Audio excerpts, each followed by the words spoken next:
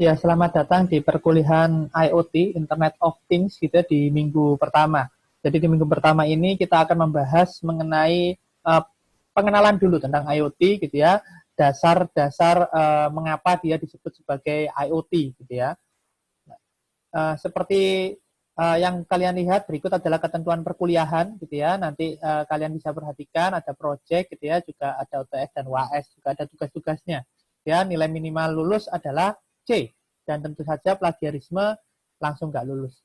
Ya, materi UTS-nya bisa kalian lihat ini ada 7 topik, gitu ya, yang akan kita pelajari di sebelum UTS, gitu ya, dan kemudian di UAS ada 7 topik juga, gitu ya, yang akan kita pelajari dan banyak tentang security, gitu ya, di UAS-nya.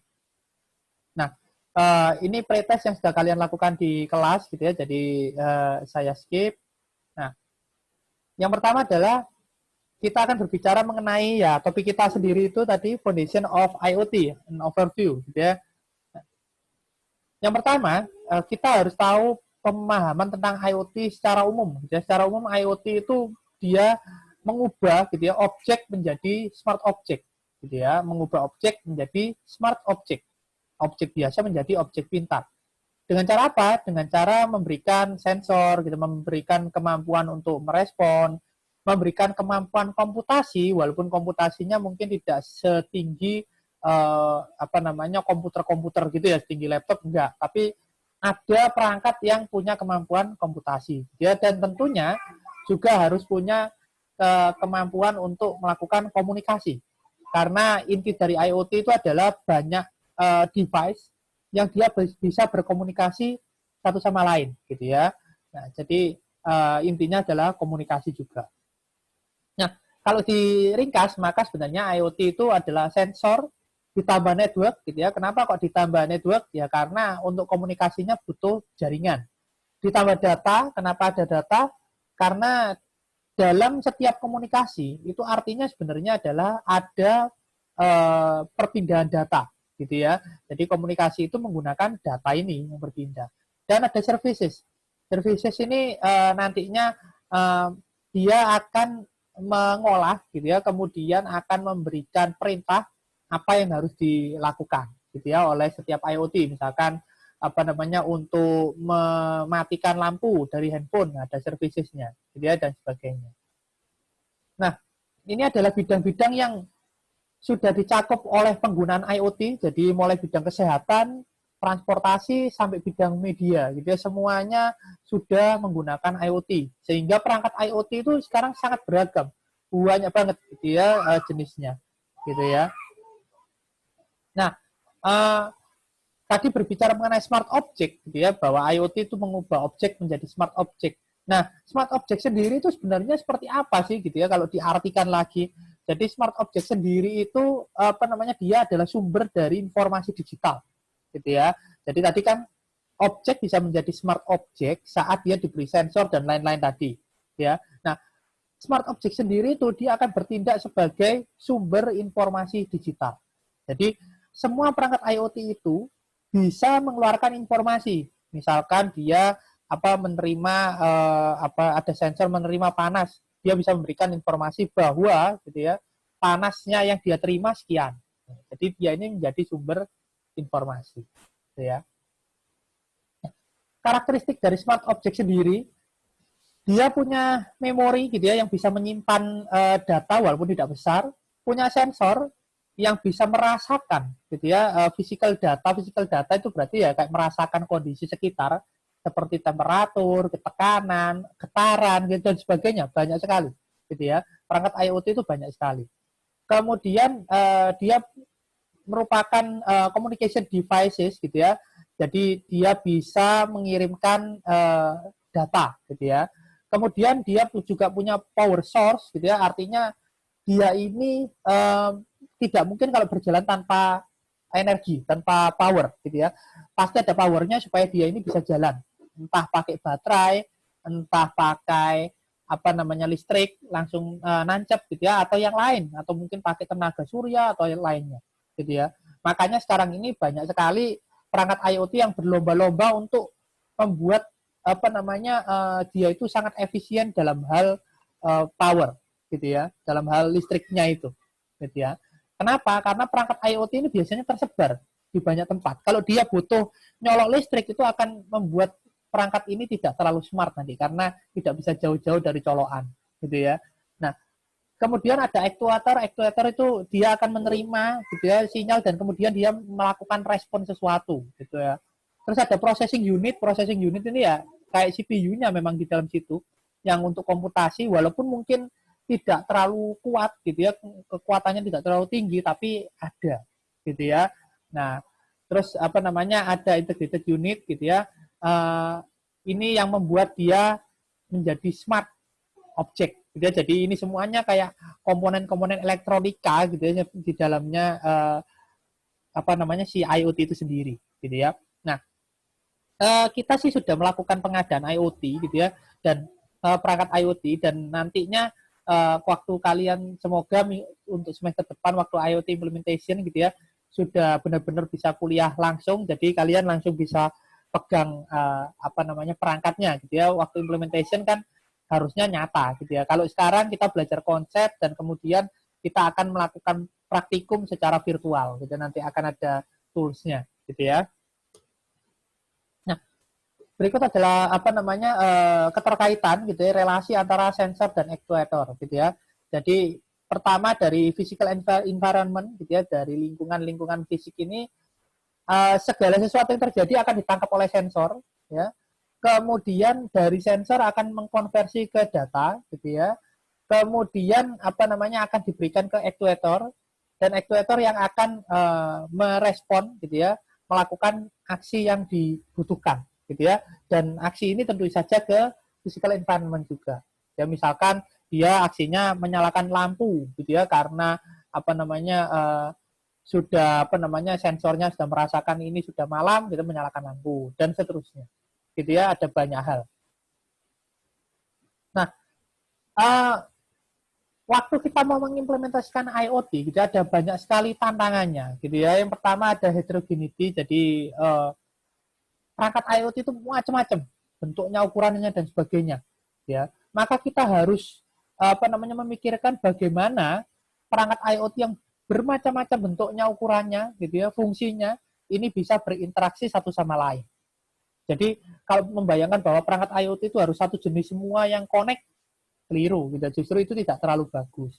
Yang bagus dia itu ada banyak yang bisa terkoneksi gitu ya walaupun berbeda-beda gitu ya. Banyak yang berbeda-beda.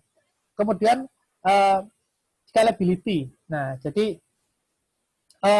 biasanya kalau kita berbicara mengenai IoT gitu ya, ini menggunakan kan banyak perangkat gitu ya. Maka apa namanya skalabilitasnya itu ya tergantung dari perangkatnya ini gitu ya. Perangkatnya ini bisa apa mengcover seberapa banyak area misalkan seperti itu gitu ya. Kemudian yang nomor 3 ubiquitous exchange of data ini maksudnya adalah karena dia ini kebanyakan menggunakan wireless gitu ya. Maka apa namanya kayak apa ya kayak apa jalur yang tersedia gitu ya, frekuensi yang tersedia itu harus benar-benar diperhatikan. Jangan sampai dia ini tabrakan, dia tabrakan dengan sinyal-sinyal yang lain gitu ya, bisa konflik dan sebagainya. Terus kemudian ada juga kita memikirkan tentang energinya yang tadi sempat dibicarakan ya bahwa apa namanya untuk mendesain sebuah IoT gitu ya kita harus paham bahwa IoT ini butuh power, butuh energi gitu ya.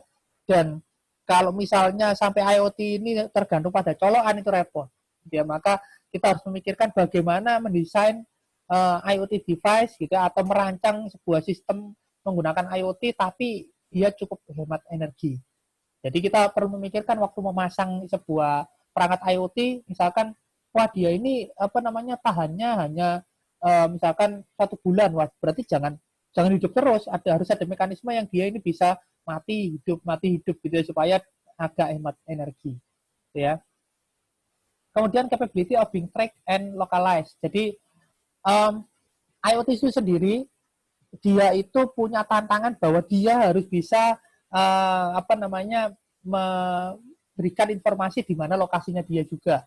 Bagaimana dia ini bisa di apa namanya lacak posisinya itu adalah tantangan. Karena kalau misalnya gitu ya, IoT ini ditaruh terus kemudian kita nggak tahu apa namanya, nggak bisa tahu posisi per IoT-nya, ya kita kan nggak bisa tahu apa namanya, misalkan ada sesuatu yang tangkap sensor, kita nggak tahu itu di mana gitu ya. Jadi sebaiknya bisa gitu ya. Makanya kemudian ada RFID tag ini gitu ya. RFID tag ini untuk apa namanya, bisa memberikan sinyal posisi juga gitu ya.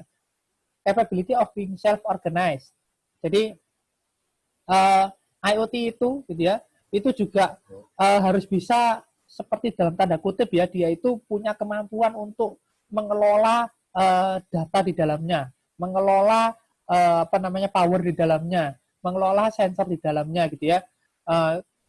Kenapa? Karena ya dia ini nantinya akan, walaupun alat-alatnya akan terhubung lewat jaringan, tapi sebenarnya peralatnya itu tetap akan berdiri sendiri-sendiri gitu ya. Nah, kemudian semantic interoperability and data administration ya. Jadi seperti yang tadi dibilang bahwa IoT ini pasti sebagai sumber informasi ya. Nah, sumber informasinya itu gitu ya, dia karena dari sensor gitu ya menangkap data, kemudian ini menjadi apa namanya, data yang bisa dikirimkan dan bisa menjadi sumber informasi. Karena itu kita harus memikirkan benar-benar bagaimana caranya mentransfer hal-hal ini, mentransfer data-data ini gitu ya. Nah, kemudian yang terakhir soal privacy and security. Nah, ini juga yang seringkali apa namanya menjadi masalah di dalam IoT gitu ya. Karena kalau kita pakai IoT, kadang itu ada orang yang merasa bahwa wah ini apa namanya, privasi saya jadi apa namanya dilanggar ini, karena di mana-mana apa dipasangi sensor misalkan gitu. Jadi saya kemana-mana itu merasa diawasi lah. Itu kan jadi apa namanya, perdebatan nantinya gitu ya. Lalu selain itu juga security, keamanan. Makanya kita ada belajar tentang security di IoT, karena kalau sampai IoT itu tidak diamankan ini bahaya. Kenapa? IoT seperti tadi dibilang bahwa memegang data, merupakan sumber data yang luar biasa. Nah, maka kita harus mikirkan juga bahwa IoT ini tidak mungkin hanya ada di dalam kantor yang diawasi orang. Bisa jadi berada di titik-titik di luar kantor, gitu ya, di luar perusahaan, di luar intinya di luar pengawasan, yang security-nya kita harus pikirkan. Gitu ya. Selain itu dia juga melalui wireless, gitu ya. Nah, kita harus memikirkan apakah mungkin ini nanti ada sniffing atau yang lain, gitu ya. Nah, berikut adalah langkah-langkah di dalam IoT project, gitu ya, dimulai dengan mengumpulkan data, gitu ya, yang didapatkan dari setiap device-nya, gitu ya. Kemudian kita akan memindahkan data itu ke tempat yang sudah kita sediakan, ya. Kemudian kita akan menyesuaikan atau mengubah data itu sesuai dengan format yang kita butuhkan, gitu ya. Kemudian kita akan mengirimkan data itu, gitu ya, bagi para apa namanya orang-orang yang membutuhkan data itu, gitu ya. Nah, kemudian yang di akhir tentunya kita harus memikirkan tentang security-nya, gitu ya. Nah, itu langkah-langkah di dalam IoT project. Oke, mungkin untuk yang pertemuan pertama hanya singkat seperti itu saja, gitu ya, untuk apa namanya penjelasan mengenai IoT secara umum, karena sebenarnya secara umumnya kalian juga sudah banyak yang tahu, gitu ya.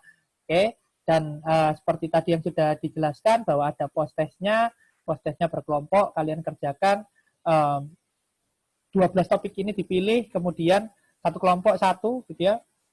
Kemudian nanti jelaskan contoh implementasi IoT di dalam bidang yang kalian pilih, gitu ya, dan dikumpulkan 1 hari sebelum pertemuan minggu depan. Oke, itu saja. Terima kasih. Semoga mata kuliah baru ini nantinya bisa sangat menyenangkan bagi kita semua untuk belajar, dan sampai ketemu minggu depan. Semoga kita semua selalu sehat. Terima kasih.